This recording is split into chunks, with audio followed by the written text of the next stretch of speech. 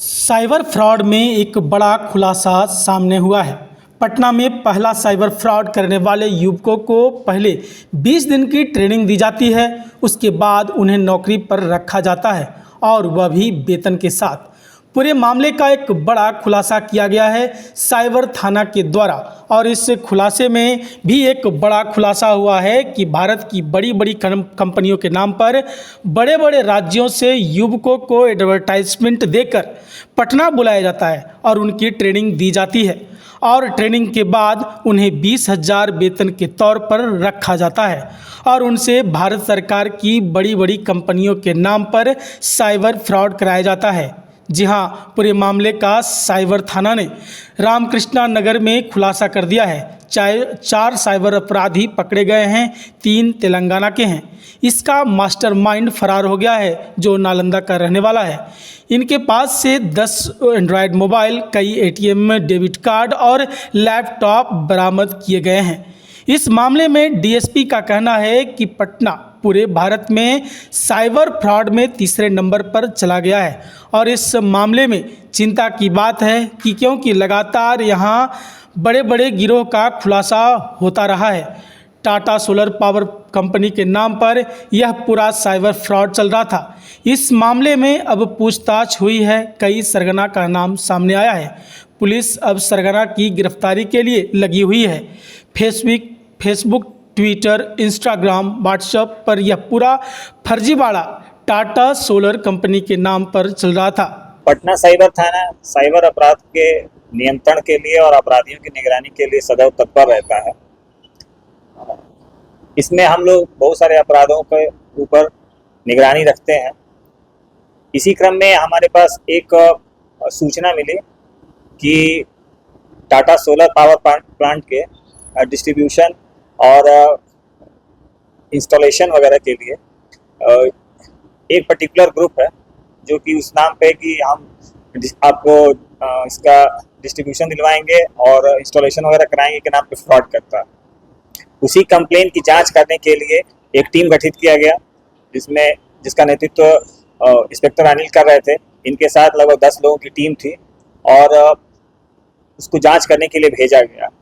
जब ये लोग रामकृष्णा नगर थाना में पहुंचे, वहाँ पे जगनपुरा में कोई सोनी गुप्ता राय हैं, उनकी 2 मंजिला मकान में जब जो अपराधी थे वो वहाँ पे रह रहे थे। लगभग 5 लोग थे। जब पुलिस पहुंची वहाँ पे तो सारे अपराधी डर से मारे घबराए हुए थे। खासतौर पे उसमें 2-3 लोग बाहर के थे जो अपना नाम भी हिंदी में सही तरीके से नहीं बता पा रहे थे। इसलिए पुलिस को शक हुआ और जब जांच पड़ताल की गई तो उनके पास से बहुत सारा प्रूफ मिला, हमें लैपटॉप में मिला, जिससे पता चलता था कि ये लोग टाटा सोलर पावर के डीलरशिप और ये उसका इंस्टॉलेशन के नाम पे लोगों से प्रोसेसिंग फ़ी और तरह तरह के चार्जेस के नाम पे 50,000 से लेकर 70,000 रुपये तक उनसे वसूल करते थे।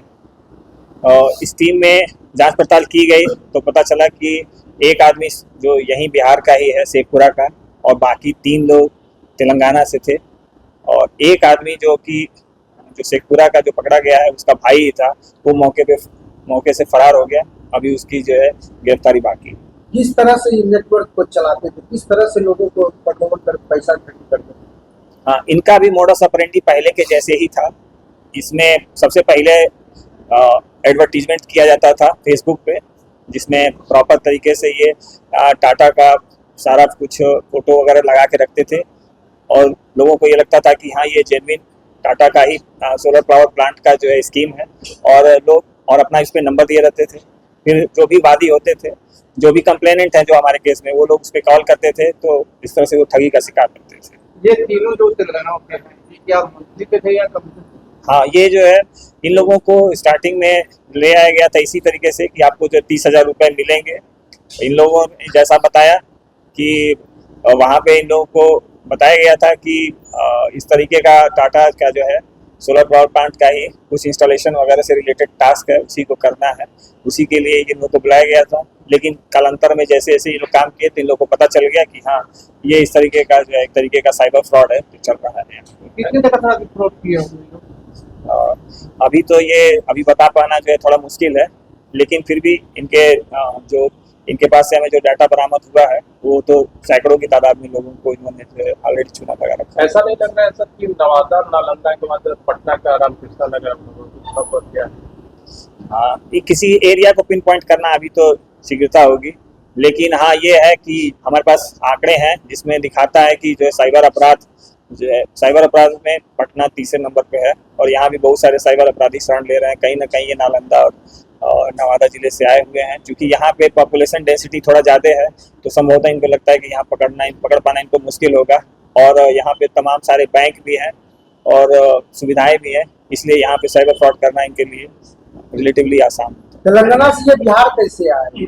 सबसे बड़ी बात है तेलंगाना से बिहार कैसे आए? इसके लिए एडवर्टीजमेंट दिया गया था ये लोग कि मतलब आप लोगों को इस तरीके का टाटा अगर जॉब चाहिए तो टाटा सोलर पावर का इंस्टॉलेशन वगैरह का काम चल रहा है, इसमें आप लोग को जॉब मिलेगी उसी तरीके, और उसमें चूंकि सैलरी भी अच्छी थी इसलिए से लोग इंस्पायर होकर वहाँ से यहाँ पे आए। 30,000 पे जो है पर मंथ इनको जो है ट्रेनिंग लोग को कौन सिखाता था, कौन देता था? इनमें जैसा कि बताया कि 2 लड़के हैं शेखपुरा के और दोनों भाई ही हैं और दोनों ग्रेजुएट हैं, और इन लोगों के द्वारा लगभग 15 से 20 दिनों तक इन तीनों लोगों की जो है ट्रेनिंग दी गई। इन लोगों ने बताया कि भाषा का थोड़ा सा समस्या था, लेकिन उसको जो है गूगल ट्रांसलेट वगैरह से हिंदी से उसको तेलुगु में ट्रांसलेट करके इन लोगों को उपलब्ध कराया गया, और उसके बाद से इनको 15-20 दिनों की ट्रेनिंग के बाद से इनको प्रॉपर काम पे लगाया गया। उस समय के काम के बाद से इन लोगों को अनुभव हो गया था कि ये जो है साइबर फ्रॉड का मामला है, लेकिन इसमें चूंकि इनकी सैलरी अच्छी मिल रही थी इसलिए ये लोग उस काम को कंटिन्यू किए। Bureau report, PTN news.